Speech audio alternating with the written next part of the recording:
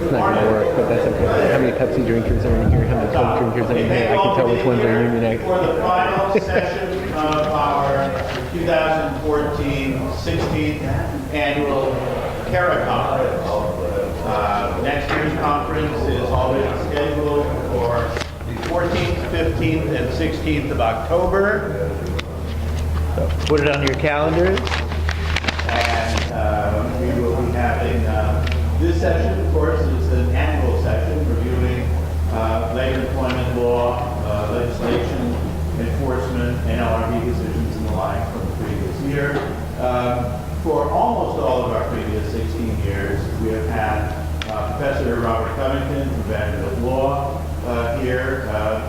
He is not here today. He had an event at Vanderbilt Law School that he considered to be was scheduled to conflict with our Friday morning session, but he had to be there. But he did send a PowerPoint presentation that would be a reference for our two attorney presenters, who are really delighted to have with us today. Many of you will recall that for many of the past years we've had Jed Marcus from Dressler, Amory Ross from New Jersey, Floyd Down, still a Dufresne member of Aron, but had to be in court today. How did that happen, right? And then Lynn Agee, our friend, who's for many years general counsel of the steelworkers and has done such a wonderful counterpoint to whatever Jed Marcus had to say, and often in agreement. We have here today two newbies at our presentation. We have Betsey McKinney from Morris, Godwin, Laurenzi, and Bloomfield in Memphis, one of the best known and most highly regarded labor law firms that I know about, anyway. And we thank her for being here. And she looked at our program and said, why haven't I been at this conference before? And we hope to see her again next year.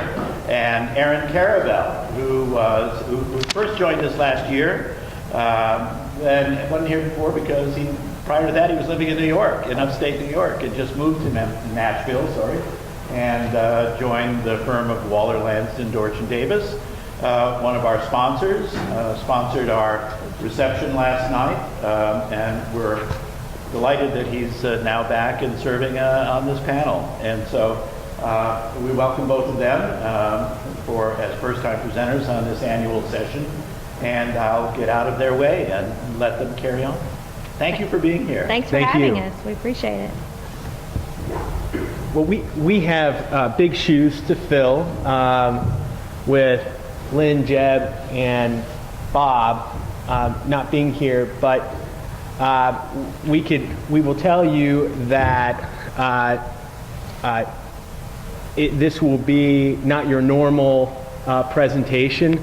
Our approach will be to have more of an interactive discussion, ask questions, get your input on several of these cases and the decisions.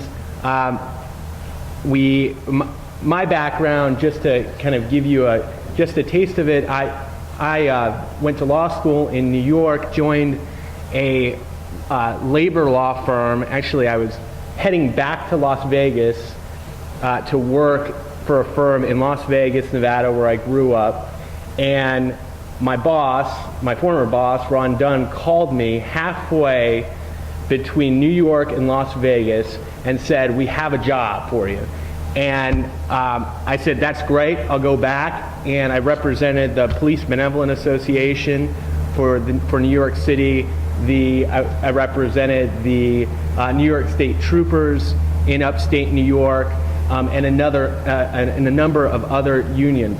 It was fantastic. It was a great experience. I did that for a couple of years, and then after meeting my wife, we moved down to Poughkeepsie, and some would say I joined the dark side, and I ended up representing employers, but doing a lot of school district work and school law work on the employer end. My wife is from Nashville. We moved to Nashville, and I joined Lansden that primarily represents employers. I've never been happier. So it has been a wild ride down south of the Mason-Dixon line, but thank you for allowing us to present today. That's my background. I'm Betsey Bartlett. I am McKinney and born and raised in Memphis, Tennessee. Lived there all my life.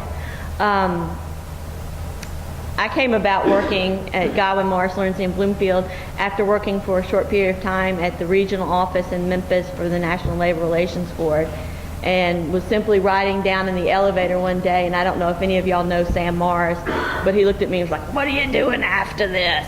And I was like, "What do you mean?" He's like, "What do you want to do for a job?" And I was like, "Well, I want to do what you do." And he said, "Well, come see me." And I've been there for 15 years. So we represent all the public sector unions in Memphis.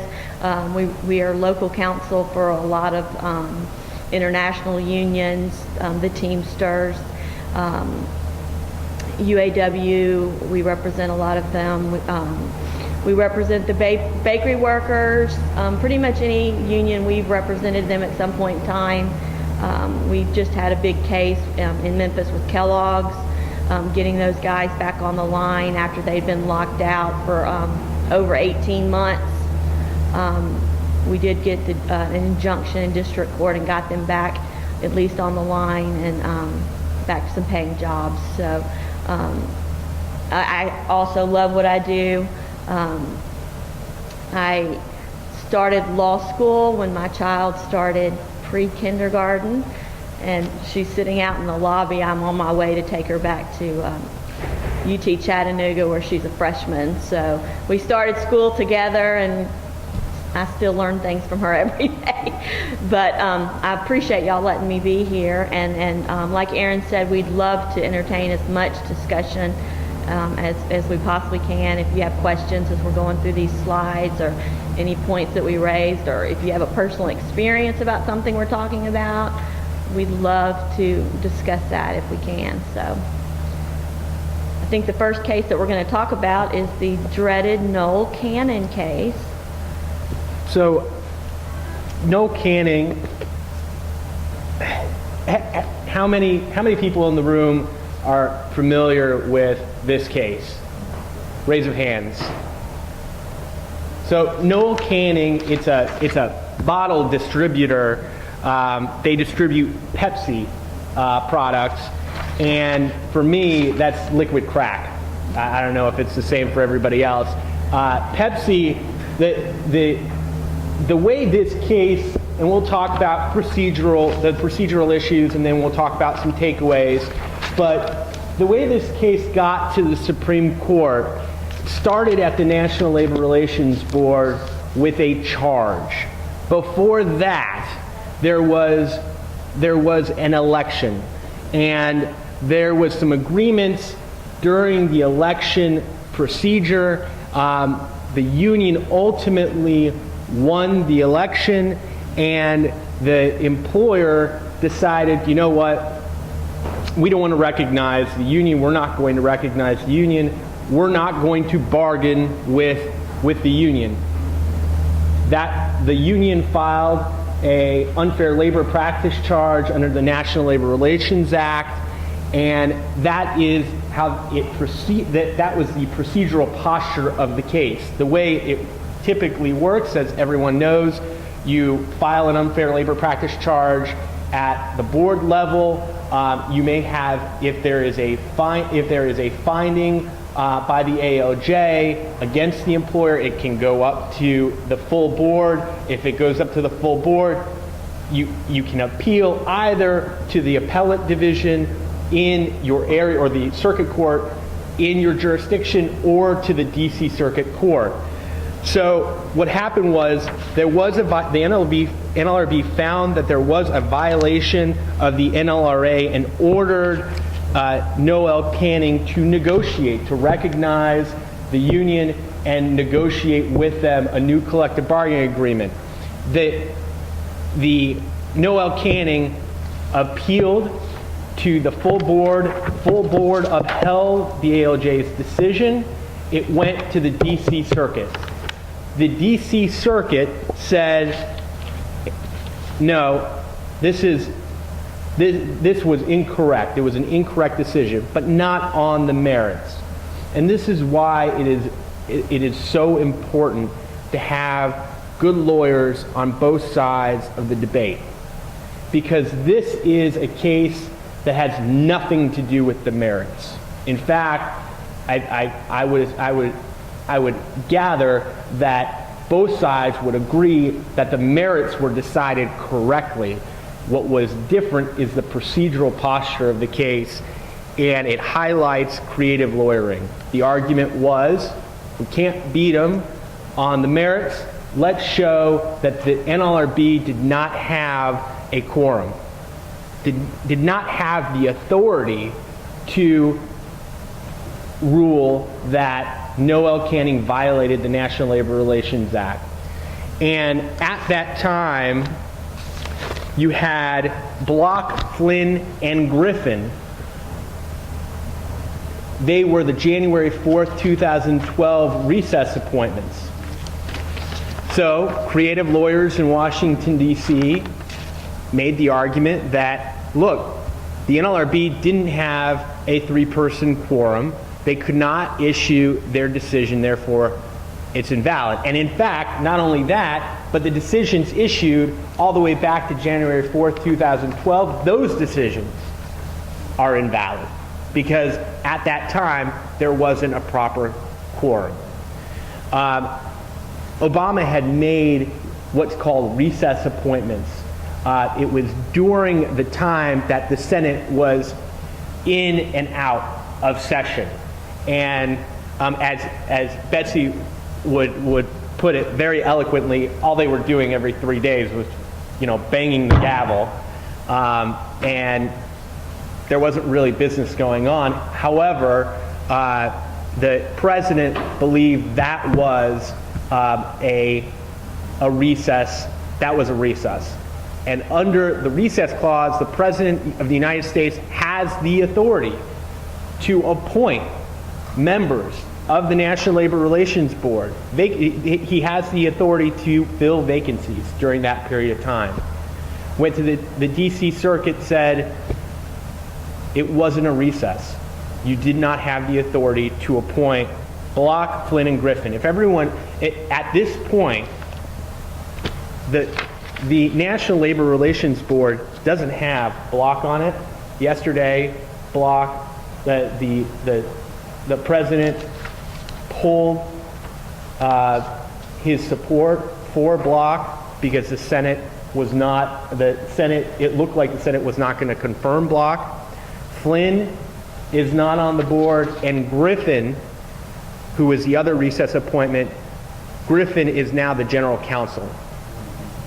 So this is a hot button issue, makes its way to the Supreme Court of the United States. And Betsey, if you want to talk about the Supreme Court's decision. Oh, okay. Justice Breyer wrote for the majority in this case. What you have here really is the perfect storm of the executive branch, the judicial branch, and the legislative branch all coming to a head in this case. And it was basically Obama was trying to get a functioning NLRB, and without being able to make these appointments, they could not hear any cases. And so he basically, during a 3-day period, nominated these 3 individuals and got them on so that they could start hearing cases. And like Aron was saying, every 3 days, the Senate was going in and coming to order, not doing any business, and then going home. And basically what the Supreme Court said is that the Senate gets to determine when they are and when they are not in session. The president was challenging that, and basically he lost his challenge. The more conservative judges on the panel would have gone with a more conservative view of what actually is a recess. This was happening during an intra-session recess. The DC Circuit Court had actually said that they were more conservative as well, and said really when it says recess, when the Constitution says recess appointments, they mean only the official recesses, not these intra-recess appointments. And Alito, that's how he would have found in this case, because he, says, of course, the Constitution is clear when the president can appoint these according to the appointment clause, and but the majority said no, we're not going to go that far, based on precedent that goes back, hundreds of years of people being appointed during these intra-sessions appointments. So you have the majority writing and more conservative, looking at the past practice to get through this case, but still saying, 3 days is not going to be enough. And it's going to, from now on, they're saying 10 days is what's going to constitute a recess. So, and I don't know if we're going to start litigating 11 days and 12 days, but right now, the 3 days that the president had to appoint those 3 to the board was not a justifiable recess, according to the court. The takeaway from this case is this. This is going to happen again. There's no question. It happened, I believe, in 2010, 2009 or 2010, where there were similar recess appointments. And the effect is that the decisions issued by the board are invalid. However, we have to talk in reality. That though there were members that were appointed to the NLRB, the decisions right now, we're talking thousands and thousands of decisions by the NLRB have been reconstituted. So the takeaway for employers is this: don't think that just because decisions are, just because the board did not have a quorum at the time, that it is a good idea to ignore any enforcement orders by the board. I think that it is a risky proposition from an employer's perspective, simply because the next board may just say, or a board with a quorum will likely say, no, those decisions were correct, and you need to follow prior precedent. So there was a lot of hubbub about that, about whether or not employers should be following rules and regulations adopted by the NLRB during that period of time. And it is important going forward to speak with attorneys that do this on a day-to-day basis to determine whether or not the risk, it is worth the risk of an enforcement action from the board. What's also interesting in the aftermath of Noel Cannon is that during this period of time, I'm sure a lot of y'all realize that the NLRB itself went through one of the biggest restructuring and redistribution of assets as far as regional offices and appointments of regional directors. And all of that happened during this period of time, which has now been decided the NLRB did not have a quorum. And so the first thing that the board had to do after this decision was go back and ratify all the administrative actions that had occurred during this period of time. I mean, they had several appointments of new regional directors. They had entire regions that had been restructured. and manpower moved around the country. So the very first thing that they did was attend to administrative matters, which sort of gave a heads up of how that they were going to handle some of these the decisions that had actually happened, because all of the administrative matters were reaffirmed. So everything that had occurred during that period of time as restructuring of the NLRB itself were ratified. And then as the first few cases started trickling in, you saw that they were giving cursory review for the most part of the cases and ratifying what the board had done before. And then it looks like most cases that have been pending at the appellate level, what the board is doing is filing dismissal actions and asking that those cases be remanded back to the board so that they can review them again with a full quorum, and then after that they may proceed back to the appellate level. But it's kind of a lot of housekeeping that's having to be done in view of the decision. But I think Aron's right. I don't think most of the parties are going to get a second bite at the apple. The board still has so much work to do day to day without going back through almost 2 years of cases and reinventing the wheel. I think it's going to be a lot of whatever the decision was made to begin with is going to be ratified. So like Aron says, it's employers or unions, if you were not successful the first time, I'm sure that decision is going to be ratified, and then you'll have the opportunity to appeal or live with whatever that decision might be. Any questions about Noel Canning? Comments, thoughts? Okay. We will jump to, it's not on the slides, we'll jump to a case that's near and dear. It's the Teamsters Local Union 480 versus the United Parcel Service. This is a case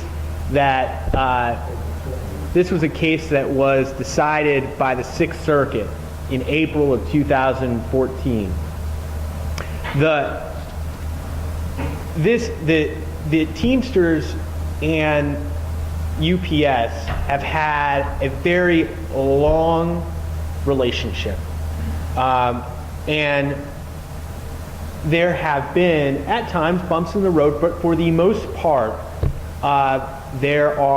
they have a fairly strong relationship as I see it. There is a fairly significant collective bargaining agreement between the Teamsters and UPS. On 2 levels. On 2 levels. Yeah. There's a master agreement that applies, and then at your local level you'll have a local agreement as well with your local union. So it's the same case as Kellogg's. There's a master agreement that has to be enforced, and then a local agreement that can't contradict that master agreement. So I'm sure y'all are all familiar with that type of setup where you have actually 2 contracts. When Aron and I were talking about this whole review today, and even starting with Noel Canning, we were thinking that basically the theme of today was, the 4 corners of a document are always pretty much going to control. And as we review these cases, we're looking at whether it be contracts between parties, whether it be a constitutional provision that allows the president to appoint recess appointments, whether it be an ERISA plan. You just really need to be educated about what your documents are, especially if you're going in and negotiating a document, because a lot of times it's going to be that language in that document that's going to control the outcome of your own destiny. And as we go through these cases, you're going to see, and it may, a lot of it's interpretation of documents. So the better that you do your homework, the more support that you have for party intent, the less ambiguous language that you have in your documents. And I think Aron and I both agree, we would prefer for the party to always determine what they meant when they entered into that document, as opposed to a judicial panel reviewing that document and telling us what we meant by that. So always be mindful in your contract negotiations and your plan documents when you go into them, realizing that somewhere down the road you may have to enforce, argue for it, argue against it. These documents have a lot of power. And so, I think everybody takes contract negotiations very seriously. But pretty much every case that we're going to talk about today is enforcing a piece of paper. And y'all have great teams that advise you on that, and you have lawyers at your disposal that help you with that. But again, it's these documents, time and time again, which control, whether it be the Constitution of the United States or a master agreement for UPS or a local agreement for UPS, or a health plan document, that when it's all said and done, that's what's going to control a lot of these outcomes.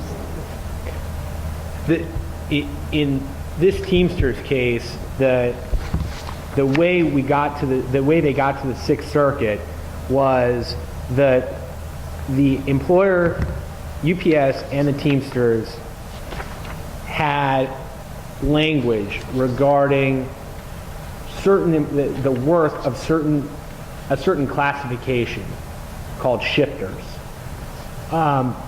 shifting work from one place to the next in the yard. And so there were about a couple thousand grievances, hundreds and hundreds of grievances, maybe even more than 1,000 grievances that were resolved in a global settlement agreement. That settlement agreement was reached in 2010. After the settlement agreement was reached, there were additional grievances, hundreds of additional grievances regarding the interpretation of the settlement agreement and whether in fact there was a violation of that agreement. So, thousands of grievances prior to the settlement, there's a settlement. All right, let's wipe those away. Settlement agreement, another, and then hundreds of grievances that involved the settlement agreement. The union, rather than going through the grievance procedure, fully go through the grievance procedure that they had at the local level, they filed a Section 301 Labor Management Relations Act claim. There was a dispute about enforcing the settlement agreement. Once they had the settlement agreement, the parties could not agree on the settlement agreement itself and enforcing what they've agreed to in this document known as the settlement agreement. And so, what the local union did was go to the U.S. District Court to get the actual settlement agreement itself enforced and make the company comply with the terms of this settlement agreement.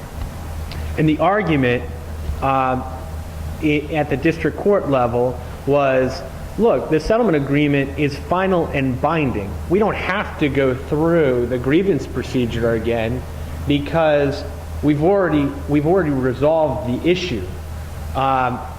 And not only that, the district court has the authority to enforce settlement agreements.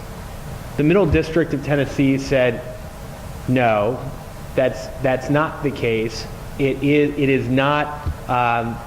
You have to exhaust your administrative procedures through the collective bargaining agreement. And the reason is that there is this language in the grievance procedure what defines a grievance. And a grievance is defined broadly, citing Federal Arbitration Act decisions that define grievances and expand the scope of what a grievance really means.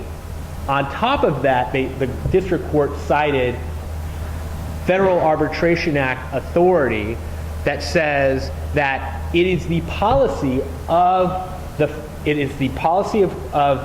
the National Labor Relations Act, it's the policy of the Federal Arbitration Act to ensure that parties resolve grievances or resolve disputes internally and not bring them to court. So I think the district court even said, I don't even have subject matter jurisdiction over this issue, so I'm not even going to hear it. Am I right? Absolutely. Yeah, so she decided that she didn't even have jurisdiction over the case, and then the union appealed to the Sixth Circuit. This was the first time that a court of appeals had taken up, the Sixth Circuit had taken up this issue. The first time. Whether or not a settlement agreement was one, final and binding, or whether or not a party had to exhaust their administrative remedies to enforce a binding settlement agreement between the parties. I mean, usually, you know, something like when you're going through the grievance procedure, it ends up in some sort of a final arbitration. And, you know, courts have looked at those all day long. I mean, enforcing arbitrators' agreements. But it was novel that these, and when you think about it, it's pretty incredible. You go through all the steps to formulate a settlement agreement, and then the parties themselves can't agree on the settlement agreement, you know? So, I mean, they're litigating now what they thought they had settled, which was hundreds and hundreds of grievances. And so it was new to that extent that the fact that it's two people get together, settle a dispute, and then neither can enforce this agreement that they've gotten to. So it ends up at the Sixth Circuit, and the very first question, the Sixth Circuit says, we do have subject matter jurisdiction. The district court was wrong about that. We can look at this because we do have subject matter jurisdiction. And just because you have a contract clause doesn't necessarily mean that the court doesn't necessarily mean that the court can't review those contract clauses, because they have the authority, the purview, the expertise to interpret contract language. So resolve that question. Now they go to the merits. Was the settlement agreement? Did you have to exhaust your administrative remedies prior to coming into court? And the Sixth Circuit says you do. Primarily because of the language in the collective bargaining agreement that said that disputes are basically any disagreement, a grievance is any disagreement between the parties that involve terms and conditions set forth in the collective bargaining agreement. So it's a fairly broad grievance procedure. It's a broad definition. The court cited to authority throughout the circuits, throughout the nation, that broad arbitration clauses are interpreted liberally in favor of sending it back to the party's grievance procedure, and that's what they did. So the court affirmed the lower court's decision in part, said no, we can rule on the merits of the case. This case, however, the union should have exhausted their administrative remedies before filing a civil action in the Middle District of Tennessee. And of course, like everything else, there's a dissent. There's a panel, a 2-1 decision, and there was a dissent in which the judge that dissented was saying that she did not believe that the settlement agreement itself emanated from the contract, was not a matter of contract interpretation, and therefore not subject to the grievance procedure, that the parties had taken those grievances and sort of abandoned the whole grievance procedure in order to enter into this final and binding settlement agreement, much like you would an arbitrator's forum and a decision. And so she said that she would have found that this was an independent document free from the collective bargaining agreement, and that the parties themselves had not actually ever agreed to submit this settlement agreement to the overall grievance procedure. And so therefore she said that she would not have made the union exhaust their internal grievance procedures with regards to this, settlement agreement itself. But again, we have a piece of paper that the parties had agreed upon, and then they can't agree upon what that piece of paper means, and they end up litigating it.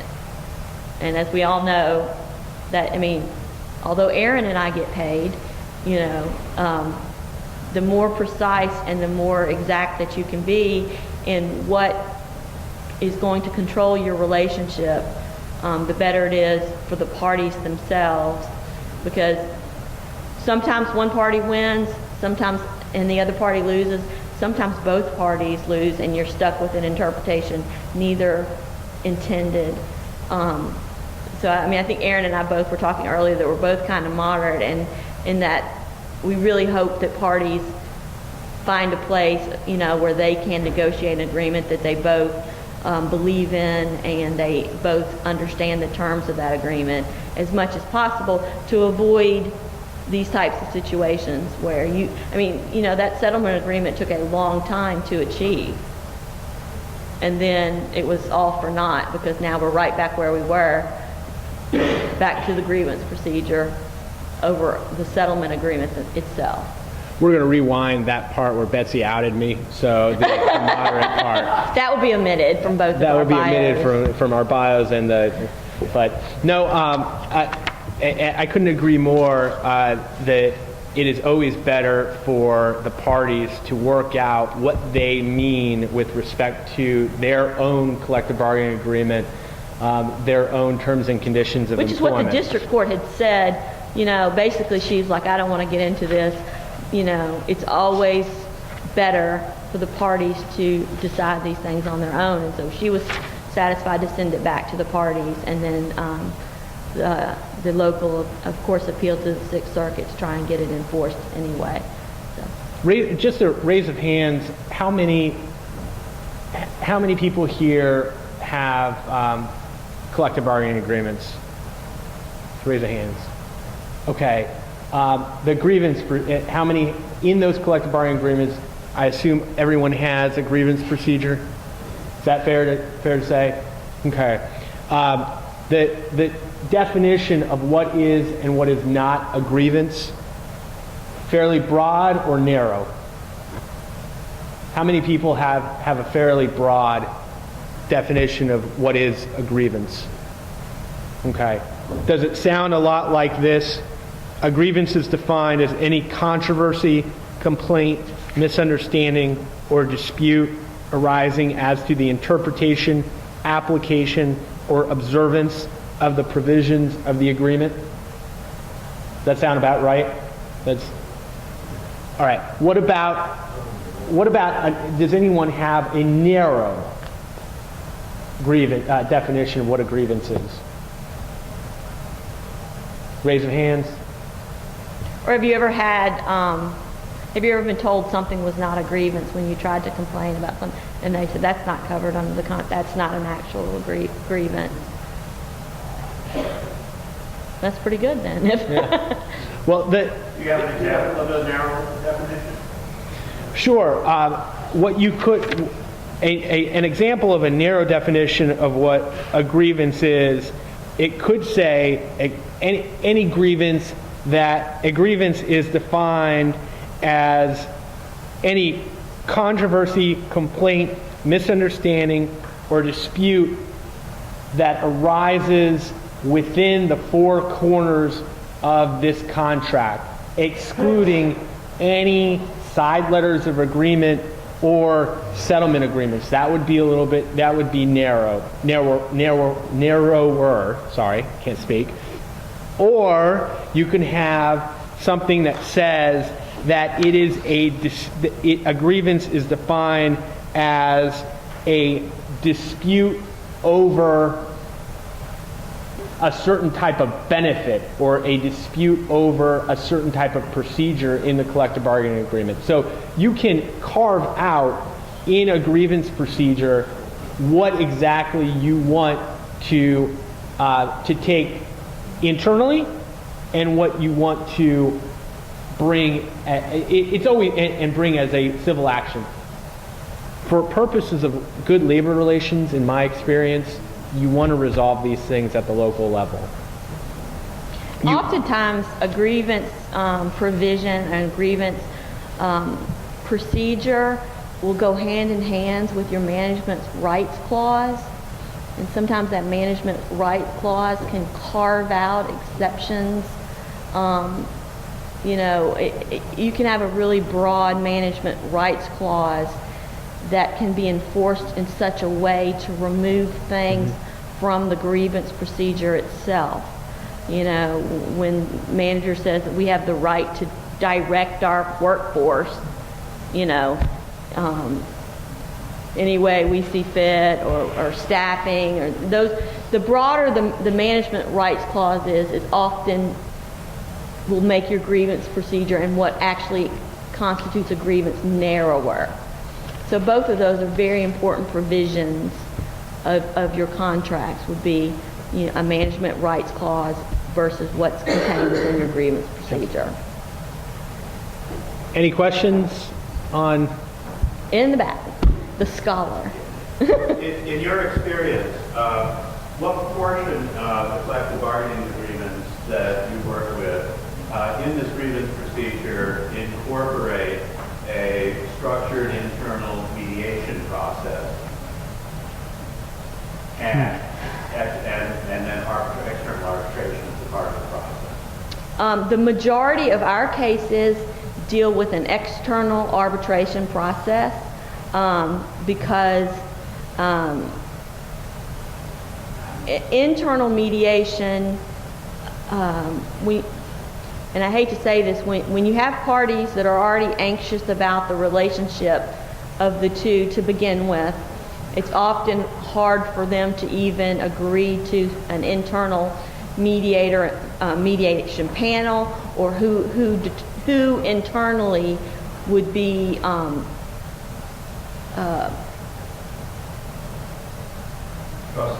would be neutral enough to formulate some sort of internal mediation process. You know, we do a lot of our and the way it works, I don't know how many of y'all understand the arbitration process, but when you request arbitration, you'll get a panel, usually of 5, and the union's attorneys and the employer's attorneys will go through and take turns striking the members of that panel, and you'll end up with one arbitrator that both of the parties can agree upon. And both parties, employers and unions, maintain historical research on those arbitrators of how they have decided contract interpretation cases, how they've decided discharge cases, and they'll rank them on a scale of 1 to 5, you know. And so when you go through, when the end result of this is both parties usually end up with a 3. And so that's how you end up with your arbitrator.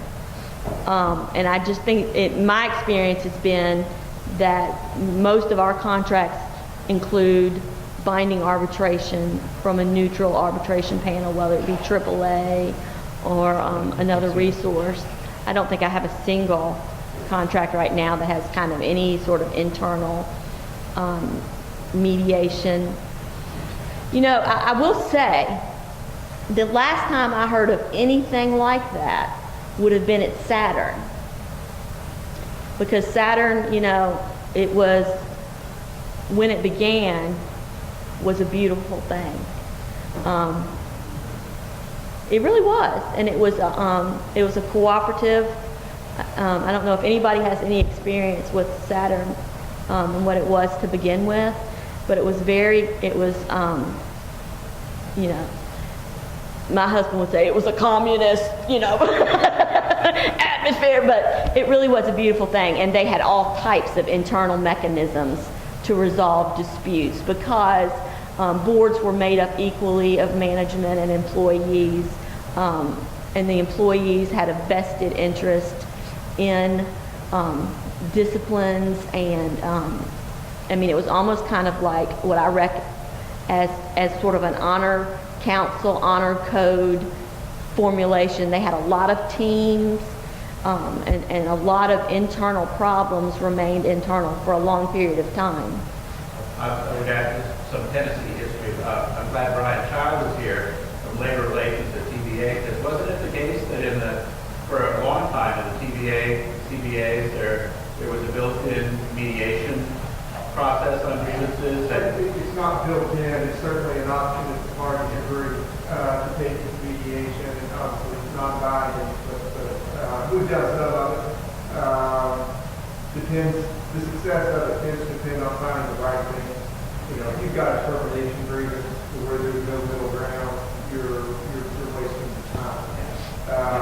But sometimes we have found success where the union simply needs someone else to tell the grievance. You don't have a good plan. You need to let it go. And candidly, sometimes it's helpful me to have someone else tell me after. You've got some vulnerabilities here.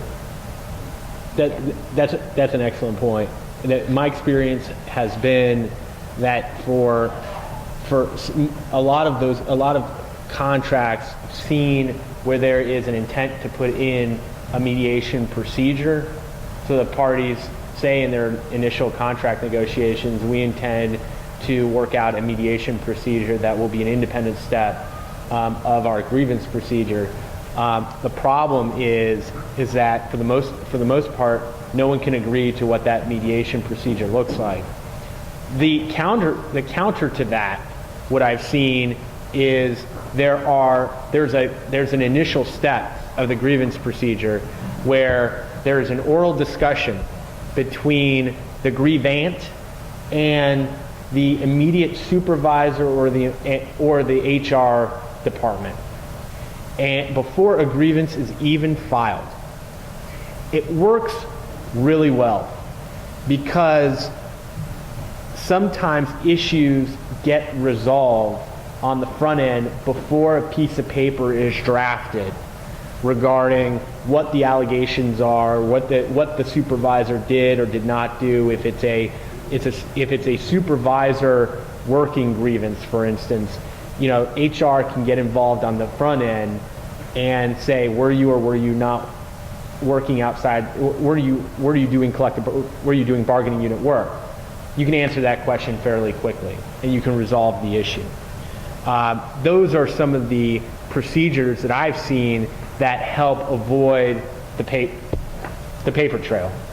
I think the closest thing that the closest thing that I have nowadays to any type of internal mediation process would probably be within the public sector employees, where after they file the grievance and the grievance has proceeded through it, they have an option, and they can elect to go to arbitration, or they can elect to go to the Civil Service Board, and that is close to a internal mediation process, I think, that any of my contracts or memorandums of understanding as far as the public sector are.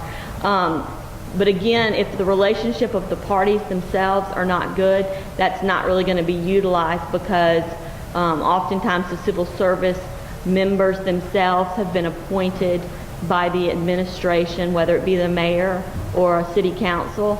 And so if the relationship among the parties is not good, then even that internal procedure is not going to be utilized very often, and they're going to look outside to a neutral arbitrator to handle whatever dispute that may be. But I think that's as close nowadays to any sort of internal mediation that I see would be a civil service board, probably. And let me ask, how many of you out there have a fee shifting provision in your arbitration clause? Does anyone? A fee shifting provision? Winner pays, or winner pays. doesn't pay, or that kind of thing, or we're going to split it no matter what. A lot of mine have gone to, we're going to split it no matter what.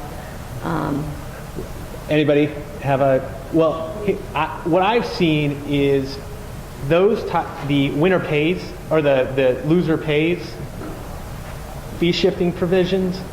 Those are interesting because it gets you to the same point as a mediation. if the party, it just places additional risk. Do I want to pay for the employer's attorney fees? Do I want to pay the X dollars an hour in fees if I lose? So what I've seen is with provisions like that, the union or the employer they have to evaluate the cost benefit of going to arbitration, because if you do and you lose, you're not just, from a union's perspective, you're not just losing for your member, you're now going to have to pay the employer's fees, the attorney fees, for bringing the case. In a non-collective bargaining environment, I've seen in employment relations where there's an internal dispute resolution process that has a step to go to outside arbitration. The employee, if they've exhausted the option to go to outside arbitration, they are asked to pay a fee, nominal fee, maybe $100, which if they win, the company will pick that up. Yeah. But if they lose, it won't. And so it's some of the same logic of having some skin in the game. Right. Exactly. And that actually acts as, in the company's mind, to put not an entire barrier, but to A filter. On frivolous reasons. Sure, a filter. So, Yeah, and then there's those cases where, Aron and I end up being co-defendants in a 301 case, because maybe the unions decided this is not something that we need to pursue to arbitration. It's not a meritorious grievance, or for whatever reason, they do the cost-benefit analysis and determine that it's not something, so we'll get a duty of fair rep charge.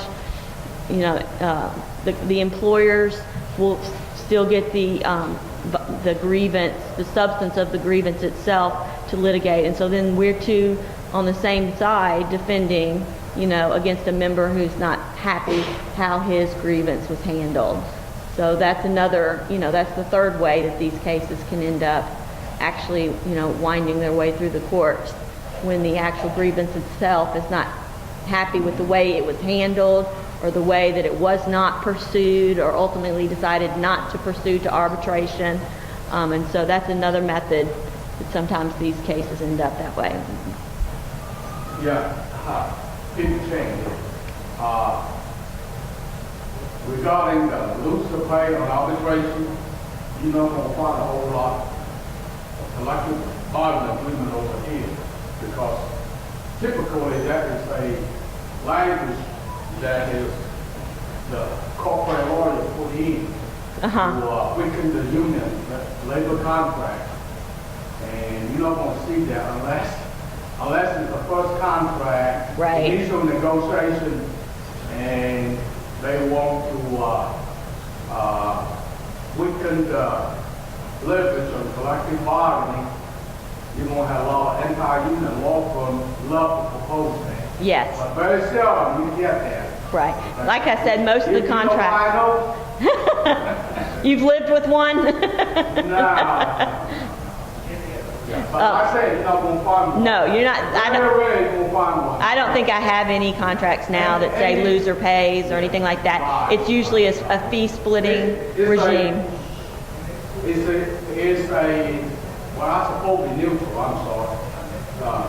It is one of the things that employers, lawyers use to keep the contract negotiated, especially the first contract. Keep going.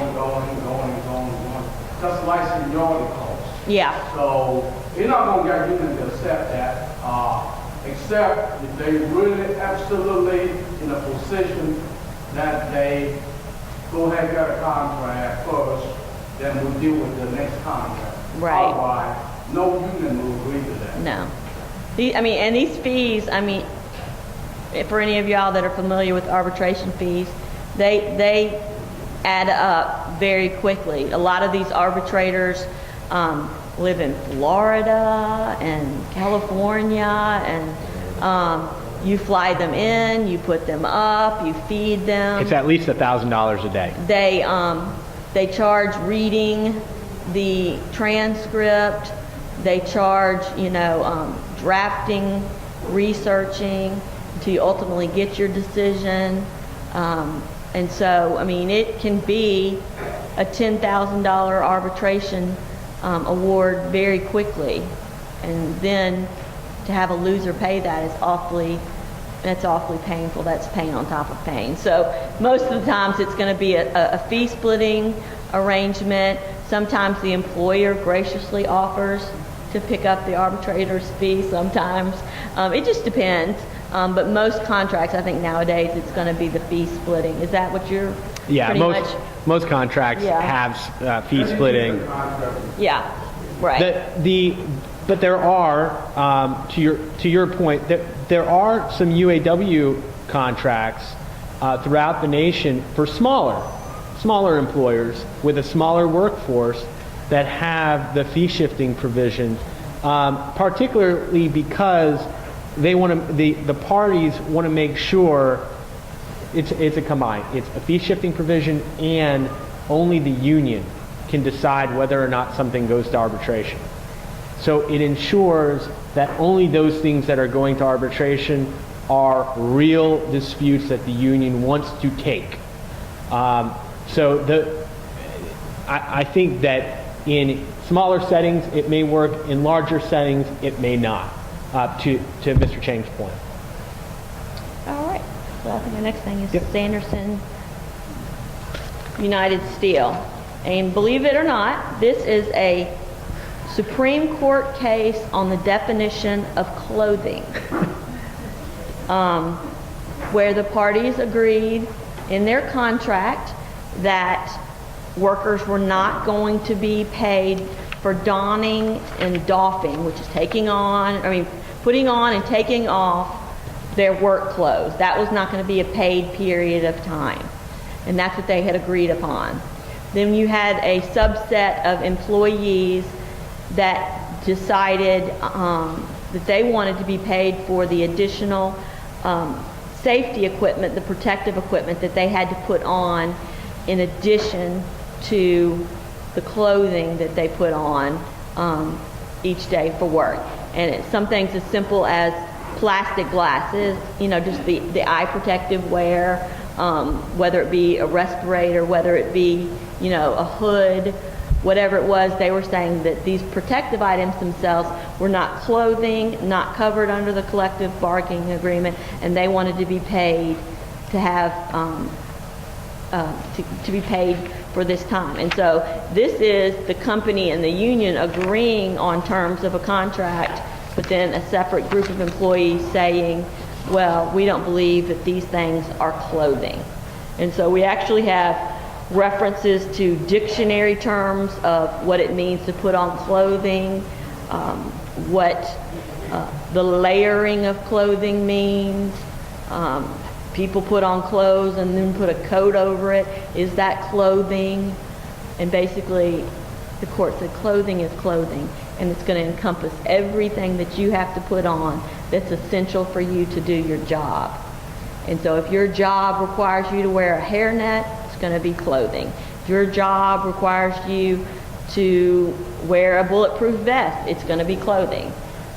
In the simplest terms, the definition of clothing is just simply whatever garment it takes for you to perform the essential functions of your job. But again, not defining clothing in the collective bargaining agreement, we wind up at the Supreme Court and get a decision from them as far as what is and isn't going to be included as far as clothing. The contract itself simply said changing clothes. So, And yes. don't we should have a case with United Commercial Workers, the court also upheld the people working the chicken plant when they have to wear the clothing, and especially the sanitation department. They had to wear wood, they had to change everything. Completely, entirely different than this case. Because Right. this case basically, just for the safety guard plus the CBA specifically saying what they pay not to pay, but with the chicken plan there, in that case, the union had contested all along that those times need to be timed as a pay time. I think the court Right. and court had upheld that. Right. What the difference here is, the difference between the cases is if you're actually litigating the point of putting on and taking off the clothing, and in that case there's a disagreement. The union wanted the workers paid for it, and there was no contract provision. Right. And so the union they wanted to be paid for that, and normally that is the default. That is going to be paid time when you walk into the plant. If you have to wear protective ear, I mean, all of that is normally paid time. But in this particular case, the parties had agreed that in their contract that the changing of clothes was not going to be compensated time. And so again, they're stuck with the language that they've agreed upon. The default, in the absence of any, that's going to be paid time. And to your point, the court said that what they were doing, the donning and doffing, was too minimal to be considered compensatory time.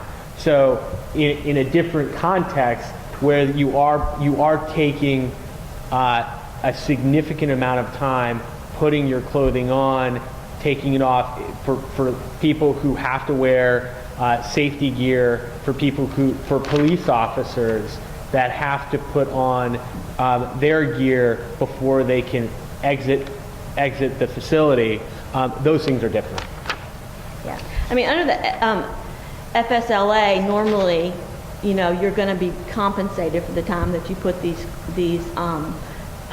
garments on, but the parties themselves can contract outside of that, and the court is basically saying that, if it contradicts the FSLA, if the parties agree to it, that's what we're going to go with, whatever the parties themselves have agreed with in the collective bargaining agreement. I thought it was funny, the case is funny for the fact that it's unanimous except for, I think Sotomayor couldn't agree with one footnote. And so she noted her non-agreement with a particular footnote. But other than that, it was a unanimous decision. A lot of the times, the line that I've seen when I practiced in New York, the line was, all right, how much time does it take for someone to change? At the beginning of their shift or at the end of their shift? Do you require employees to come in before your shift? If you start at 7 o'clock in the morning, but you need to come in at 6:40 in order to get changed, and you need to be out the door into your automobile at 7 o'clock. Those types of things factor in, and it's also industry specific as well, because those practices apply differently for the public sector and the private sector for purposes of, if you're in a safety and a security position. So just keep that in mind, but certainly, just like Betsey had said, you can contract around the Fair Labor Standards Act when it comes to donning and doffing. You can always get better than labor standards. Sure, you It can. is the You can floor. agree. That's right. It is the floor. Right, Exactly. Right. It is not it is never a ceiling. It is always a floor. And I have a lot of employers that are very adamant, of course, about safety in their plants, and those the earplugs, because all of that ends up in a workers' comp claim if safety is not followed, and so they're very adamant about that, and so they are good about covering that time because they want that safety equipment put on. They don't want it to be rushed. They want it done correctly before you report to your station. So, that's just another side, because the absence of safety garments, it's just going to end up with more problems. So most of them are going to at least meet the standard of the FS. In this particular case, the parties had simply agreed that it was just not going to be compensatory time. Yep. And you're stuck with your agreement. you want to go to Harris Quinn? Yeah, Harris Quinn we'll talk about very quickly. What it is it's a case having to do with personal assistants who are employed by the state of Illinois, but they are actually home health care aides that go into people's homes. And so this case is one of those cases that falls on a 5-4 decision, and it is pretty tough case, and you kind of see the dynamics of the case at work, the court, and how sometimes the gloves come off and things get tough, and this was a 5-4 decision, and it was a tough one, and they fought it out like cats and dogs, to say the least. And I won't say who the cat or the dog is, but I often tell people that my children fight like cats and dogs, and when I tell them that they fight like cats and dogs, then they proceed to who's the cat and who's the dog, and that becomes a whole nother argument. But in this case, the conservative panel of 5 determined that these particular employees were not going to be considered state employees, but more of a quasi-state employee.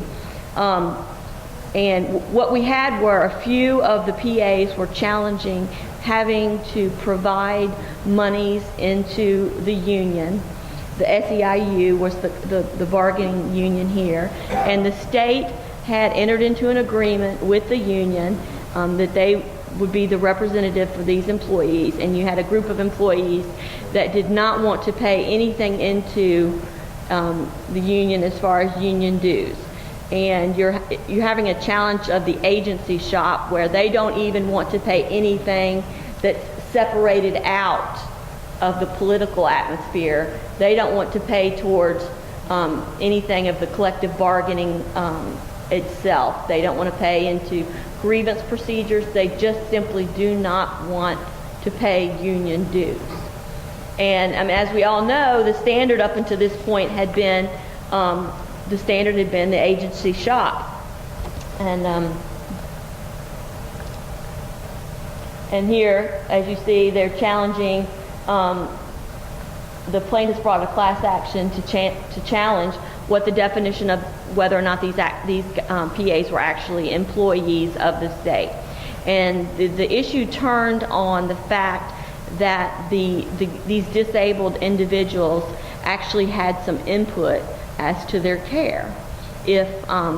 Although these PAs were paid by Medicare and Medicaid, if they were sent into their home and they simply did not get along with this PA, or didn't, for whatever reason, were not pleased with the services provided, they could discontinue that relationship and request another PA. And so what the court came up with was that these were quasi-state employees, almost a dual employment situation, and removing them from the norm of an agency shop. And so they did not have to pay into the union their portion in this case. And the dissent by Kagan, they go in a lot about, the issue is, she felt like they were trying to, had the court been able to reverse Abood, which established the agency shop to begin with, she felt like that's what they really wanted to do, but she calls all of their comments about Abood itself dicta. And I think for a pretty young Supreme Court judge, her dissent is pretty hostile. If you read it, she lets Scalia have it, and to the point of quoting himself back to himself in other cases that he'd had, where she feels like his position now has become contrary to what past precedent has been. And she said, if we don't follow precedent, then what are we? And so it's an interesting case to read, just because I think it gives you an insight of the dynamics of this functioning, dysfunctional family known as the Supreme Court, and how, sometimes you're just going to let your brother or sister just have it and forget professionalism. It's just going to go out the door. So if you want to laugh, I would look the case up simply for looking at, one of the youngins calling one of the older presiding judges to task.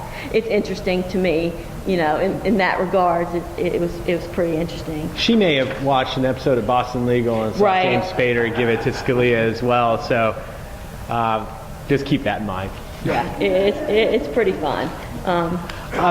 One of the things that the NLRB, just to parody that, the NLRB is taking a look at what is and what is not an employer, or what is and it is not an employer and an employee relationship. For instance, they are looking at schools, whether or not, and we've all heard about the Northwestern case. We've all heard about whether or not athletes should be unionized and are employees for purposes of the National Labor Relations Act. We've also heard about whether or not religious institutions, religious educational institutions, should be considered proper employers under the National Labor Relations Act. Now, why is the board doing this? From an employer's perspective, this is a common theme and thread among most agencies. It's consolidation of the workforce. It is a bigger expansion of influence over more employers. And third, it's also coordination among agencies. So what you're seeing is less resources, but a greater emphasis of more cooperation among the agencies and more influence around the country. So the question of what is and what is not, who is and who is not an employee. Yeah, we've been calling it the question of who. It seems that nowadays it's the question of who before you get anywhere else. Is, who are we dealing with? Is this an employee? Is this a contractor? Is this an employer? Yep. Is this a subcontractor? So, the question of who, I think, is something it's really coming to the forefront with all these relationships being redefined, and that's basically what this case was, the question of who is the employer and what is this individual. And they decided that the disabled persons themselves were as much as an employer, is what the majority decided, was as much an employer as the state was. Although the state set all the terms of the employment relationship, including wages and hours and the promotional process and all of that, because the individual disabled person had a say in whether or not they retained that person in their home, they became a quasi-employer over this quasi-employee, and so it was a matter of who. It is funny, though, if you get to the dissent, because at one point in time she accuses the majority of just throwing everything up against the wall and waiting to see what sticks, and that's how they came to their decision.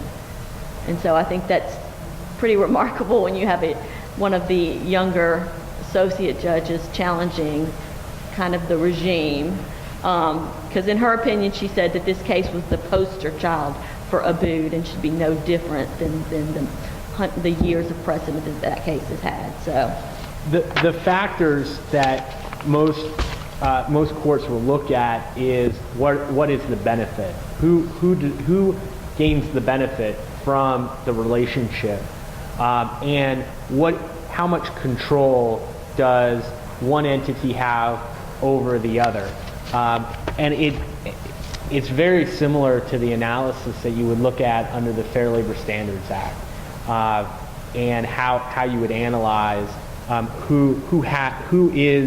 what does that relationship look like.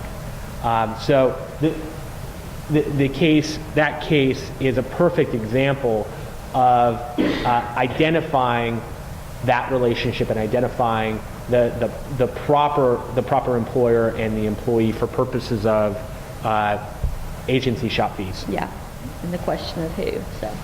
11, 22, You want to do a quick election, or do you want to do done either one, fine with me. Let's do Dom, Yeah, we'll do this let's- real quick, and then, we're gonna do, a couple of things will go off, we're gonna go off the slides, but this next case is, who in here is familiar with the term of forum shopping? Well, forum shopping is trying to get your case before the best person that you think will find in your favor. On a small scale in Memphis, we have a general sessions court, which is a non-court of record. It's where an individual can go in and bring their own case pro se. And like I said, it's a non-court of record. And there are particular judges in general sessions that would be more favorable to a plaintiff over a defendant. And so you pick and choose, try and get your case before the judge that you think is going to find for you. And companies and unions do that. It's the same idea when you're selecting an arbitrator. You'd love to get it in front of that pro-union or pro-employee or arbitrator, but most likely you're going to end up with that 3. Daimler Bauman case is forum shopping in the global setting. What happened was, what they're trying to do is pursue these claims of human rights violations that happened in Argentina in the 70s and the 80s during the dirty wars in Argentina, and somehow trying to hold Daimler accountable for these things. And they felt like that the best chance that they had would be in California. And so that's where they brought it, the case, and it of course ended up at the Supreme Court level. And basically they were saying that the dealerships alone in California were enough connection to that forum that they felt like that they could bring this human rights case, this global case, to be heard in the United States in California. Like I said, it's forum shopping on a scale like no other. And the Supreme Court simply said, we're not biting. It's not enough. You have to go back to where that party is home. And Daimler is a German corporation, and it's not home. A dealership does not make enough of a connection for it to be at home in California, much less the United States. So that's why the Supreme Court said that we're not going to hear this case because it's forum shopping and we're not the correct forum. And the reason this case got so much attention is primarily because of how awful it was in Argentina and in Buenos Aires and the surrounding areas in the 70s and 80s. It actually, what's interesting about this case, just a little personal tidbit, my in-laws grew up in Uruguay and Argentina, and their friends and family were ostracized and they're literally thrown out of planes for expressing a belief that was contrary to the government at the time. I think the forum shopping issue, the human element of the wrong that was trying to be corrected, they brought it in the forum that could have given them the best opportunity to remedy a wrong from 30 years ago. The issue, of course, like any procedural question, is whether or not there is enough jurisdiction by a court. Make no bones about it. The courts are in the business to remedy wrongs. However, there are procedural issues And jurisdictional limits. and to what- jurisdictional limits that they can do. They might love might love to help out, I mean, those people, but not having jurisdiction over the parties basically ties their hands. Yeah. Aaron, but they had options to go to the International Criminal Court. Absolutely. There were other places. There's many other places. And so this was clearly a case of shopping for the best outcome. Exactly. When there were other alternatives that many would have argued would have been much more appropriate. Much Yes. more appropriate. Yes. Very Yeah. much. And I was living in Argentina. Really? And it's as bad as you could, it's worse than you might imagine. Oh, I'm sorry for your family. Well, Thank you, since Bill. you were living in during that period of time down there, why do you think? I mean, do you think it was just simply they felt like that would be the best? I mean, to me, I just don't even see how they thought those dealerships in California themselves would have been enough of a connection. They were taking a flyer to see if, Yeah. if we were. I also think they wanted to bring to the world's attention to get, even if they were losing there, it brought the world's attention To the United the States, matter. yeah. Publicity in the United States would be much more. Very few people really pay attention to the International Criminal Court. People would be hard pressed to name the Eastern European and African cases that are before them right now. So there are other cases where, similarly, General Pinochet from Chile was prosecuted successfully in Spain on similar human rights abuses. Yeah. So people don't just come to the United States. Right. Yeah. Absolutely right. So we're going to shift gears to, does anyone have questions about the Daimler case? Any other questions about what we've covered already? Okay. We're going to shift gears to the infamous quickie election rules. The National Labor Relations Board has, there's a history to this. How many people here are aware of the election rules that were proposed back in 2011 by the National Labor Relations Board? And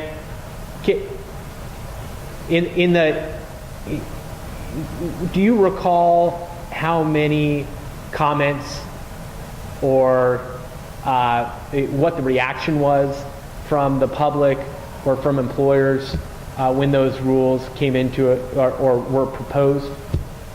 No, I mean, I only just read a little bit of current information on it. I don't know the details of all that. I think I remember it was significantly shorter than I assumed. There might have been quite a lot of comment, but I don't know.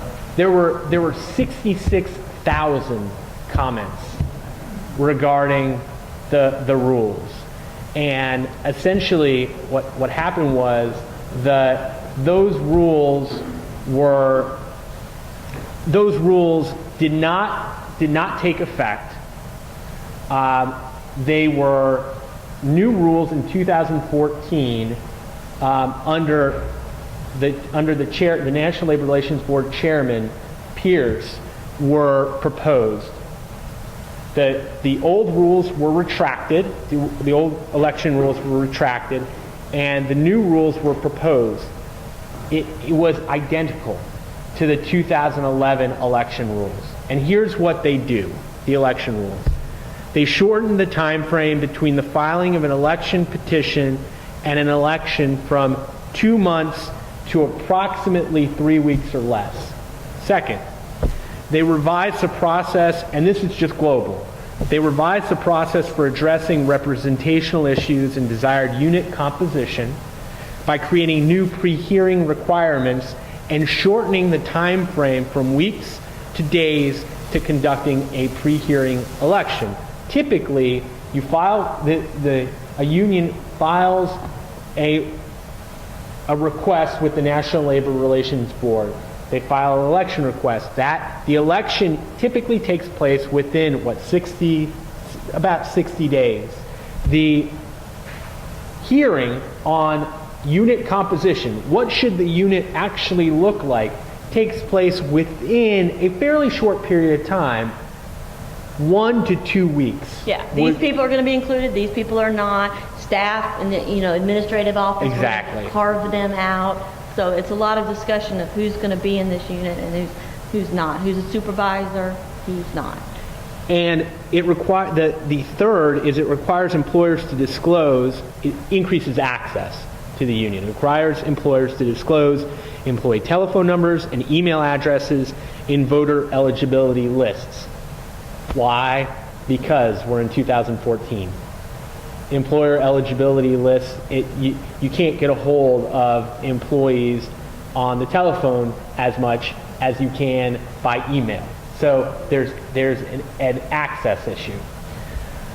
It's not like the normal Ray days when you're going door to door with your little petition trying to get people to sign. We're a lot more technically advanced nowadays, and so they're trying to, as far as the access, they're trying to keep up with the times of how people actually communicate with one another nowadays.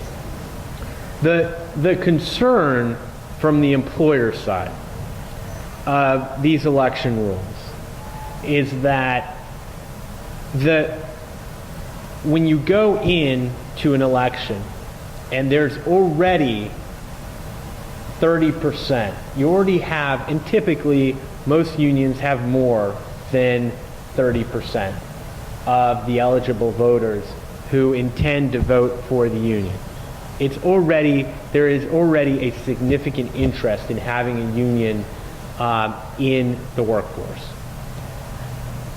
The time frame for reducing it from the election process from 6 weeks or 8 weeks down to a few short weeks does not give the employer enough time to convince employees that unionization is not the right answer. Now that's the employer's perspective. That's the argument. The argument is we're already behind the 8 ball.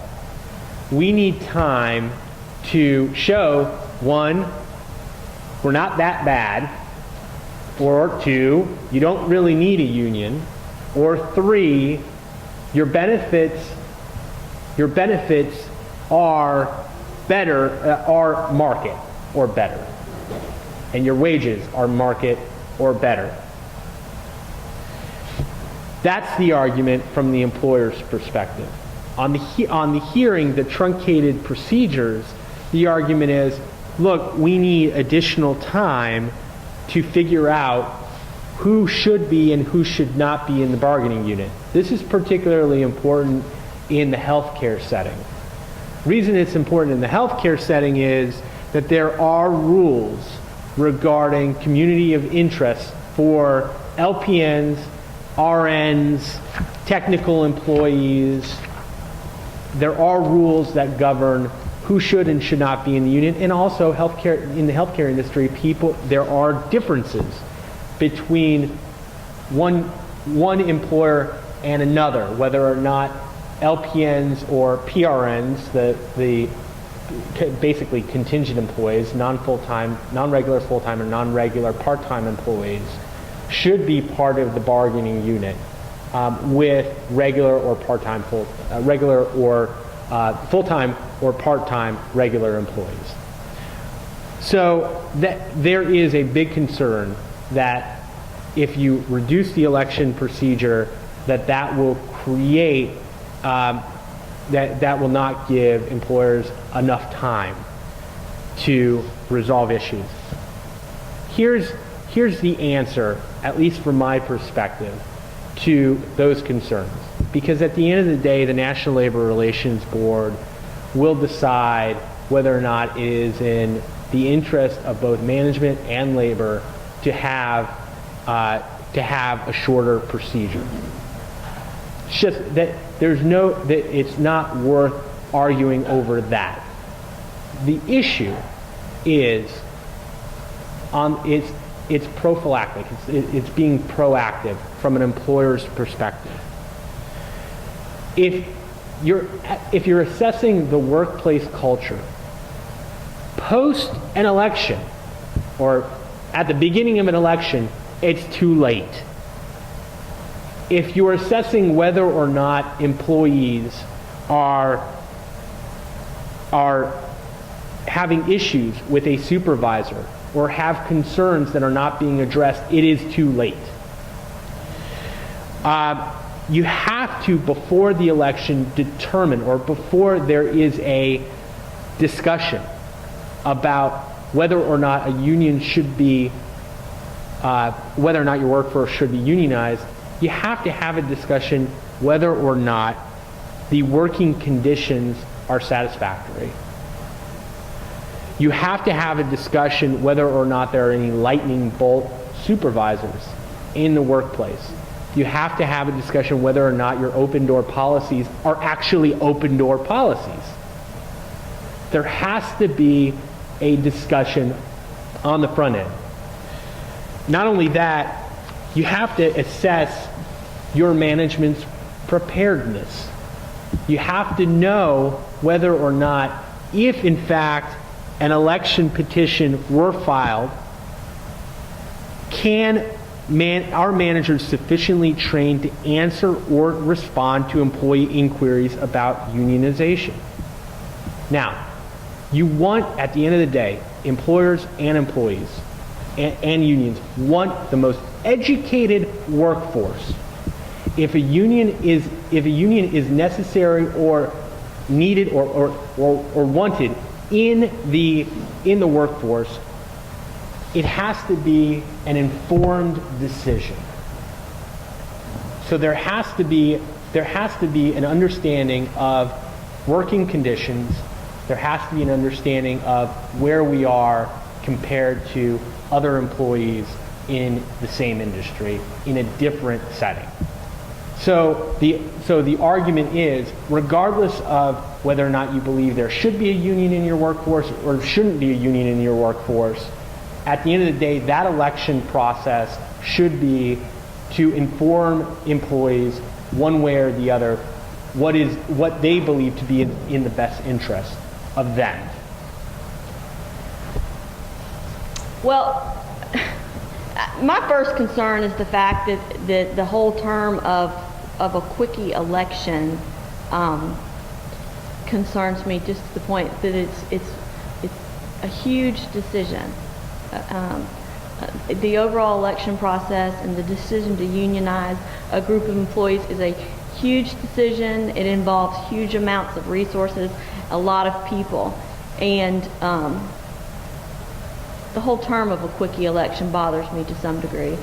However, as a union attorney, I'm all for riding the wave. I mean, as the power's coming through, heck yeah, let's all get on our surfboards and ride it to the shore. That is a great concept, and it sounds great to us.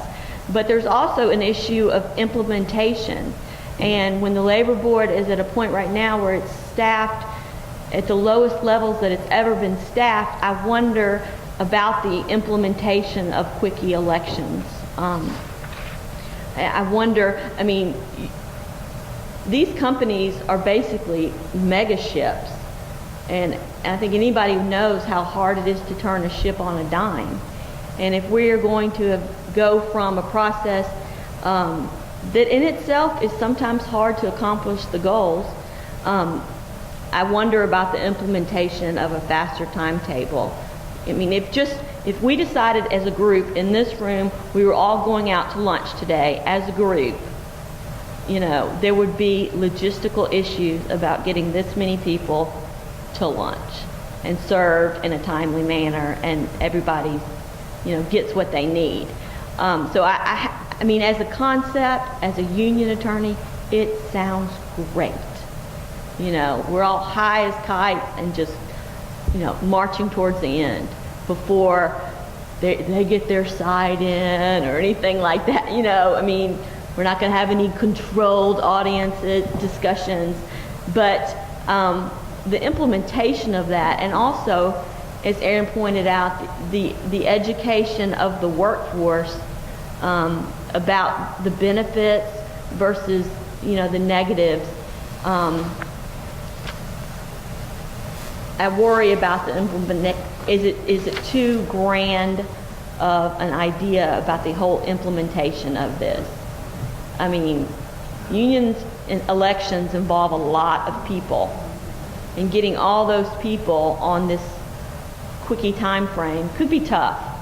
I've not actually seen a plan of what this would look like, whether they have the field officers that are going to be able to go out. And I mean, when I was at the labor board, I mean, many cases you are protecting a box, and you're carrying that box around, and you're taping the corners of the box, and it's your job to get that box to the election, and whether they have the manpower to implement this grand scale of these elections is one thing. I mean, in concept, I think it would be great. Whether or not it can actually be achieved, when we've still got some fundamental things that need to be addressed, I mean, I wonder about that. So, I mean, I guess we'll see how it plays out. It looks great on paper for a union, but I mean, I have a calendar just like everybody else, and calendars get packed, and whether or not we can react to the quickie schedule is a whole nother issue into itself. Whether the board can, and whether the unions, I mean, the union membership is lower than it's ever been, whether they have the resources and the personnel to also react on a dime to these timetables. So, I mean, I think it's another case of be careful what you ask for, because you're going to be held to it, whether it's a contract or election terms, or a health plan like we're going to talk about. Be mindful of what sometimes plans, implementations are going to require, because then you're actually going to have to fulfill those. And I think these are some big shoes to fill if this is actually the procedure they want to go through. I'd like to comment on that. The reason that the unions want to need quicker elections is because of intimidation and coercion. Right. And they call it education or anything they want to, but they have complete access to the employees, one-on-one meetings, group meetings, in the workplace that the union does not have. I think to make it fair, the unions should have the same access to the employees that the employer does during this process, and it wouldn't matter then how long it is. Right. But I think that's a great point. The longer there is between the card, or the election card signing and the actual vote, gives a huge advantage to the employer. And you can see that down there working both. I mean, I agree with that completely. I do think, some of these things drag on long beyond the parameters that they were actually intended to have been. And I think the access, I think the technical access that's proposed, I think that's great. I think more access to the actual employer's location, I think that's terrific too. I totally agree with you 100%. A lot of the access issues could correct a lot of the problems that we're having right now. I could not disagree more. And there you go. And that is where the divide is. But in all seriousness, I go back to this.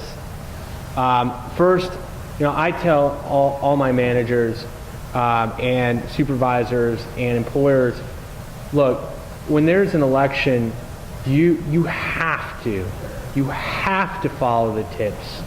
You have to make sure that that you do not threaten, you do not intimidate or interrogate, you do not promise benefits, and you don't surveil. Now, does that mean that every employer follows those rules and guidelines? Probably not. But if you have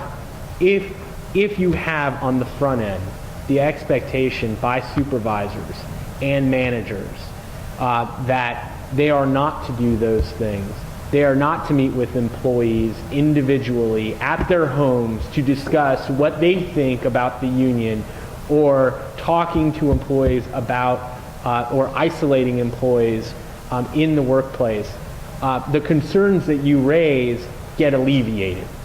It depends upon the circumstances. It depends upon the employer and how much training there is on the front end. That also goes to my point earlier that if you start with an assessment of your workforce and you address issues and you address concerns in an appropriate manner before there is a petition filed, when a petition is filed, then the employer and the union should be on equal footing. It should, in a perfect world. But that's not the case all the time. To your point. We all live in the real world, not the perfect world, the world we're dealt with, and good and bad. You know, you have great experiences with some employers and not so great experiences. I mean, you'll have people, today, that, why do we even need unions anymore? You know, and then you'll hear some horrific situations and you say, that's why we still need unions, you know, for equal bargaining and for voices to be heard. So, you know, I wish things were a perfect world.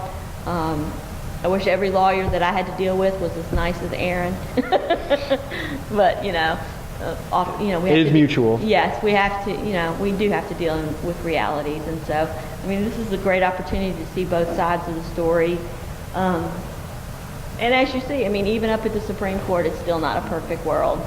They still have their dissents and arguments, just like we do day in and day out, even in our own homes. So that's a little bit about the quickie elections.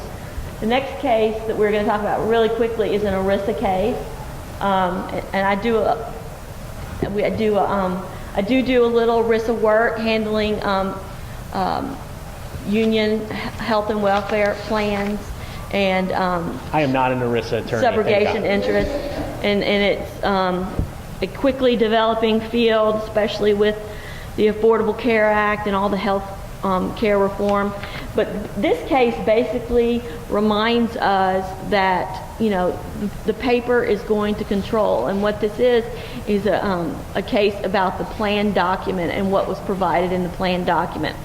Hartsfield Life and Accident Insurance is actually the administrator of Walmart's long-term disability carrier. And, you know, as we'll often tell you, there's not always a right for a wrong. You know, you're not always going to win.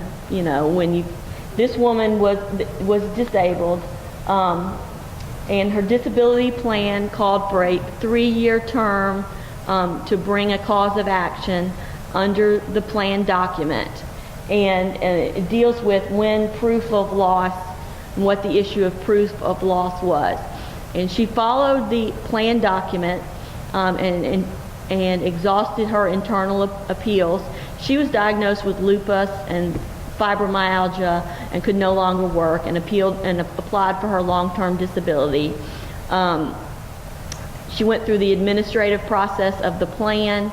The plan doctors determined or disputed whether or not she was actually qualified under their long-term disability carrier, and they denied her coverage. And so it went all the way to the Supreme Court as far as when this proof of loss occurred. She got her notification that she had been denied. She waited a year and filed a lawsuit. She actually thought when she filed it, she thought she had 2 more years, you know, because she felt like once she was denied, that was the decision making that she was appealing from. But actually proof of loss was the minute she determined that she was disabled and had applied for coverage. And in this case, it took over 2 years for that administrative appeal process to wander through until she was actually denied. So by the time that she actually filed her claim, it was 5 years after the court determined what her proof of loss, when it had occurred. So she was late. And so she lost. And what this tells you is to know, I mean, and the plan documents said, 3 years, and the court said, shorter terms may not be enforceable, but 3 years is an enforceable term in our opinion, and so she loses. And Aron and I were discussing this case earlier. This is a case of bad lawyering. This is the minute you've got somebody coming to you and asking, I mean, this is what it is blowing a statute of limitations is what this case was. This strikes me, and I'm not an attorney, as having some echo of the Lilly Ledbetter case. Yes. Doesn't it? Yes. It's different, but there's something common going on. Yes. And the court, of course, decided in the same direction. Same way. On the time limit. Yep. And so,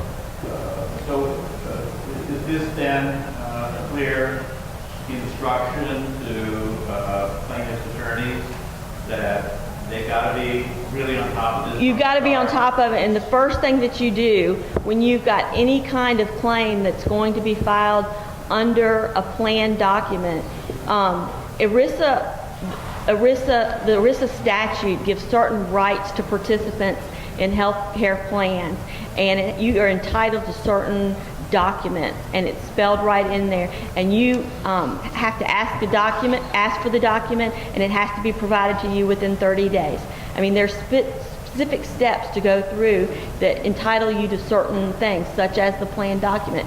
So if you are fighting for your benefits under a plan document, you need to retain someone that is familiar with health benefit law, an ERISA attorney or someone who is familiar with these plan documents.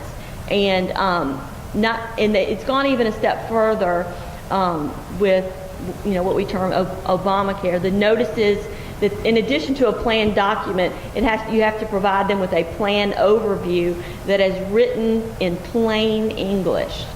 It is like a pamphlet that comes along with your plan document, and it is as simple to follow where a layperson can understand the terms to begin with. And a lot of times it's a pamphlet that opens up and it's color coded, and it's just, you have this amount of time for this, and this is covered and this is not covered. And so as a participant, you have to request those documents. So then my other question is, given this timeline, and if somebody starts following the established procedures, could they also parallel start this? They may have to. Yep. Yeah, so they don't run up against that. It may have to, yes. But to that, the Supreme Court made it vividly clear that if the procedures are in place, that if the procedures prevent you from doing that, from filing an action, exactly. So you have to wait, but your clock is ticking. That's really not fair. It isn't, and the Supreme Court accounted for that and said if the period of time, they didn't say is a year, yep. And you can't possibly. So they need to be very. 3 years, they say, is reasonable, and 3 years. A lot of most ERISA plan documents use the 3 year, and that they say that's reasonable. But if it was impossible to have gone through the procedure in the time allotted, the court is not going to defer to that plan document. They did say that. So you should have to be able to enforce the timely steps. Yep. And if the employer and the ERISA plan are rope-a-doping you, then you have to bring action against that. Right? Yeah. If the plan administrator, if you feel like you were denied, arbitrarily and capriciously your benefits, then you can bring it once you've been denied. But the whole point of this is the proof of loss is from the very beginning of her filing her claim. I compare it to in the employment setting where you have the requirement that in order to prove that you were denied a promotion on the basis of your race or on the basis of some other protected category, an employee can claim, no, look, that they didn't have appropriate procedures in place to allow me to file, to exercise my right to a promotion. It just didn't work. So that's the theme and the thread in the Supreme Court's case. Look, you had enough time. You were given 3 years. You should have filed an action. This is, of course, poor lawyering. But on the flip side, had the plan not administered it appropriately, preventing the employee from then filing an action in court, that would have been a different set of facts and a different conclusion. And you can also have a situation where a participant, whether they're usually they're represented, and the plan administrators themselves agree to toll this 3-year running. They can get to a point and say, we're going to toll it because we're running into these procedural issues. This woman had seen no less than 6 or 7 different doctors. And, that's not going to happen in a vacuum. That's going to take time. And, there could have been something done maybe to try and toll some of the clock ticking in this case, that could have helped her. But this is, to me, not a failure of ERISA, but a failure of representation for this woman. She may very well have had a case of malpractice against this attorney. ERISA litigation is complex, and sometimes attorneys just think that they're interpreting a contract, and oh yeah, I can help you with that. And they think it's like a personal injury setting, and that's where, the minute they deny us, that's going to start the clock ticking because you've been injured once you get that denial. And you have to be very mindful of what the regulation requires. I think we're out of time. Yeah. I think we are out of time. And out of cases. Fabulous. Oh, you're so sweet. I so admire your lawyerly mind. Thank you. Oh, someone in the back. While there's a lot of confusion here, and this is kind of a narrow thing, and it doesn't deal with this case. This is Robert Ramioni from the Department of Labor. All right. Hi. We like the Department of Labor. With your members, how this interacts with their workers' comp. So one of the biggest nightmares we have is disability policy interacting with work comp claims and how at the end of the day all of it. I mean, a lot of times you would think if we have to go back and pull the CBA just to figure it out. So Very good point. Everybody should remember that. Excellent. Okay. Thank you so much. Thank you Thanks very for much. having us. Thank That you. was great. This is the end of our 16th annual session. If you will please, on your way out, deposit these. They cost us an unreasonable amount of money. So I'd like to be brutal. My colleagues say miserly and recycle. So